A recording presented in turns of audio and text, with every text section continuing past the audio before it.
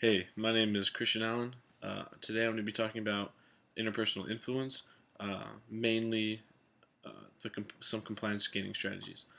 Um, I recently went to the Hall of Fame event, the 24-hour film festival, and a lot of the compliance gaining strategies I'm going to talk about aren't strategies that I learned while or that I were exhibited on set, um, as they are more strategies that we saw while viewing the films themselves.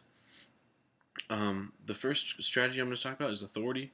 Uh, the panelists and judges for the 24-hour film festival were Tom Boyd, an underwater cinematographer and Hall of Famer of 2013. Larry Katz, also Hall of Famer 2013, and AD, second AD on movies like Captain America, shows like Better Off Ted. Darren Boseman, who wrote and directed Saw 2 and then directed Saw 3 and 4, and then Ann Walters, the uh, department head for the film program. So the authority aspect kind of plays into, because they're the authority on films, we like what they're going to like. So even though maybe all the movies that they picked weren't necessarily the best, we definitely clapped as hard as they did just because they were clapping in the first place. We're like, if they like it, then it must be something that I should like as well. The next compliance getting strategy I'm going to talk about is reciprocity.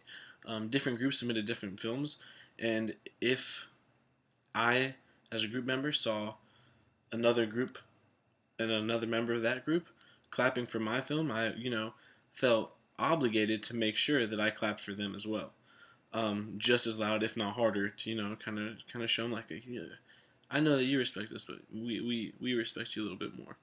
Um, and that kind of deals to the obligation, because someone has done something for you, you feel the need to do it back, just as you feel the need to give something back to them.